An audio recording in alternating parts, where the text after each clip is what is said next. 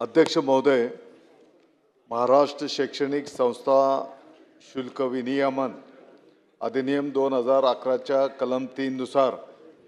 कोणतीही शाळा स्वतः किंवा तिच्या वतीने निश्चित केलेल्या अथवा मान्य केलेल्या शुल्कापेक्षा अधिकची रक्कम घेणार नाही या संदर्भातली ऑलरेडी नियमामध्ये त्या ठिकाणी तरतूद आहे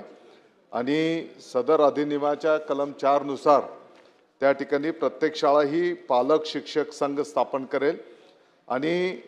त्या शाळेच्या विद्यार्थ्यांचे पालक